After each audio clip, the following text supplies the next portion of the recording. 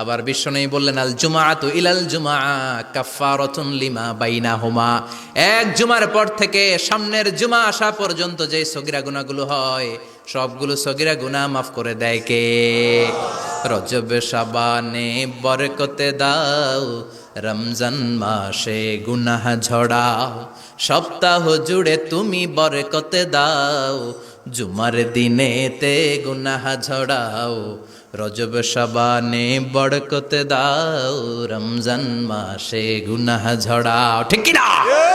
তার মানে জুমার দিন গুনাহ মাফের দিন। সারা সপ্তাহে ভুল ত্রুটি অন্যায় যা করলাম জুমার নামাজের বদৌলতে সব গুনাহ মাফ করে দেয় কে?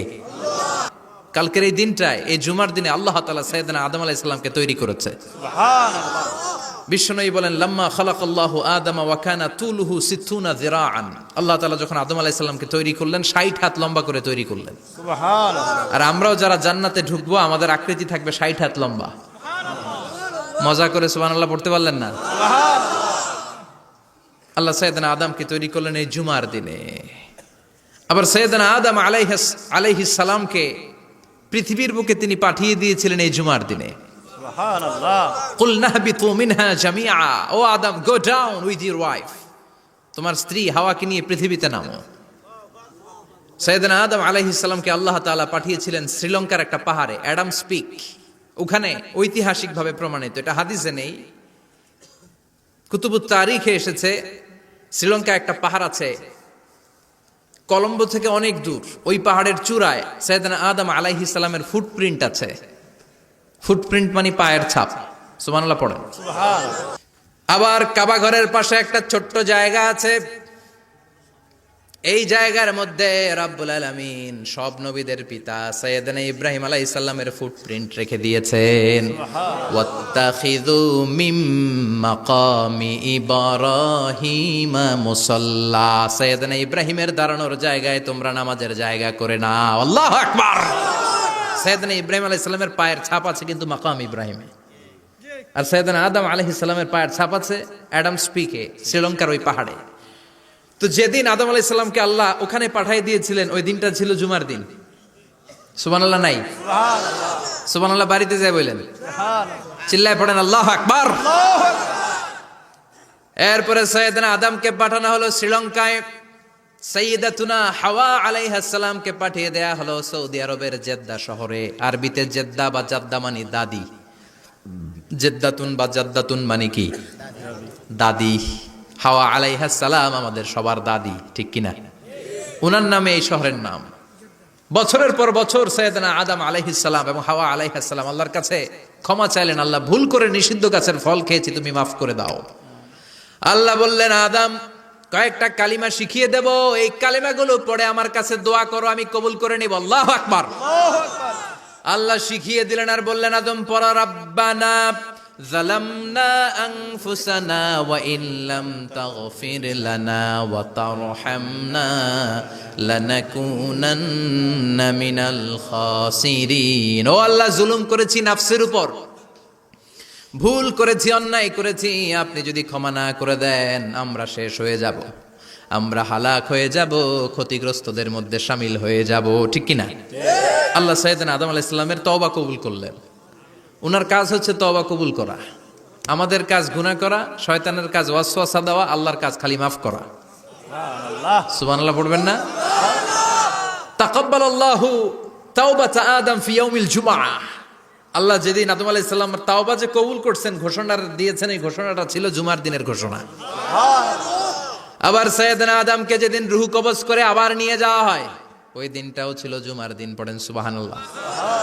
পৃথিবীতে একজন মানুষই শুধু জানতেন যে তিনি পৃথিবীতে কতদিন বাঁচবেন, সেটা হচ্ছে সাইয়েদনা আদম আলাইহিস সালাম। ওনাকে বলে দেয়া হয়েছিল উমরুকা আলফু সানা, তুমি পৃথিবীতে বাঁচবে 1000 বছর।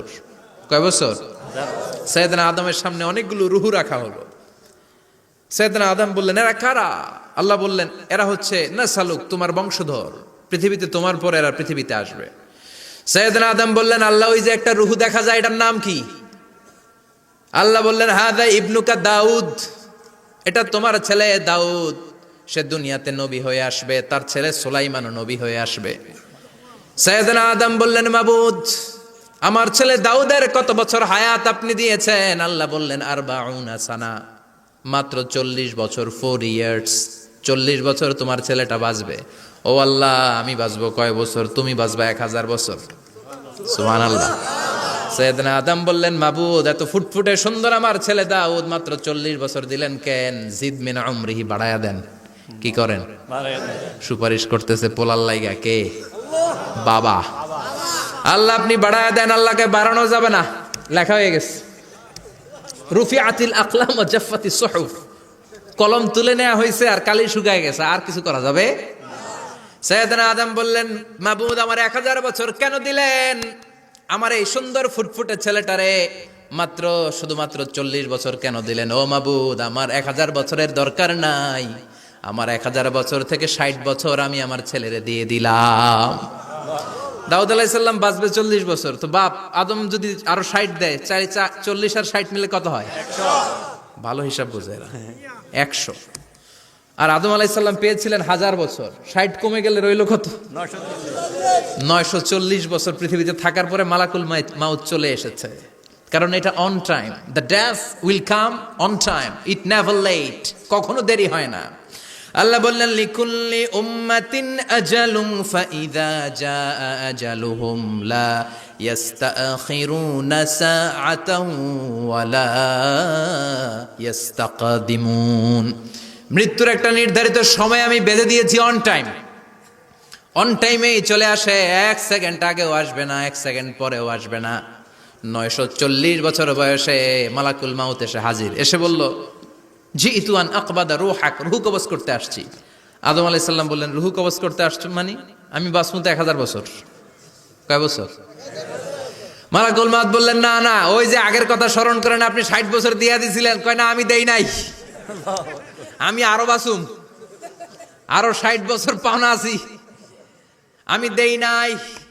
মালাকুল মাউত বললেন, আপনি দিয়েছেন? আদম বলে, দেই নাই। মালাকুল মাউত বলে, আল্লাহ ঘটনা দেখেন, দিয়া কয় দেই নাই। আল্লাহ কয়, থাক, কথা কইস না, আয়া পর। সুবহানাল্লাহ পড়েন। নাসিয়া আদম ফানাসিয়া বানু, ভুলে গেছেন উনি। আমরা ভুলে যাই, আমরা খেয়ে বলছি খাই নাই, নিছিলাম পকেটে, কয় নেই নাই। এরকম ডাকাইত আছে না নাই? নাসিয়া আদম ফানাসিয়া বানু, বিশ্বনবী বললেন, আদম ভুলেছে তো তার সন্তানরাও ভুলে যায়। জাহাদা আদম ফা জাহাদা যুররিয়াতু, আদম অস্বীকার করেছে, তার সন্তানরাও অস্বীকার করে। সেদিন থেকে আল কিতাব ওয়া শুহুদ, মানে লিখে রাখার সিস্টেম আর সাক্ষীর সিস্টেম চালু হয়েছে। সুবহানাল্লাহ পড়েন। সুবহানাল্লাহ। 940 বছর বয়সে মালাকুল মাউত এসে আদম আলাইহিস সালামের রূহ নিতে পারে নাই। উনি 1000 বছর যখন হয়েছে তখন এসে সাইয়েদনা আদম আলাইহিস সালামের রূহ কবজ করেছে। যেই দিন পৃথিবীর প্রথম মানব, প্রথম নবীর রূহ মালাকুল মাউত দুনিয়া এসে কবজ করেছে, ওই দিনটাও ছিল জুমাবার। সুবহানাল্লাহ, আল্লাহু আকবার। আবার বিশ্বনবী বললেন, লা তাকুমুস সাআহ ইল্লা ফি ইয়াউমিল জুমআহ ইযা যুলজিলাতিল আরদু জিলজালাহা ওয়া আখরাজাতিল আরদু আসকালাহা ইযা রুজ্জাতিল আরদু রাজ্জান ওয়া বুসাতিল জিবালু বাসসা।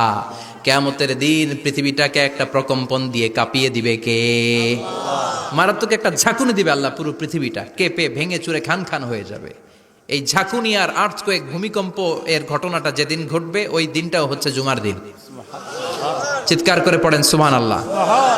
তার মানে আদম সৃষ্টি হলো জুমার দিনে, দুনিয়ায় নামিয়ে দেয়া হলো জুমার দিনে, তওবা কবুল করে নেওয়া হলো জুমার দিনে, রূহ কবজ করা হলো জুমার দিনে, আবার কিয়ামত সংগঠিত হবে জুমার দিনে। পড়েন সুবহানাল্লাহ।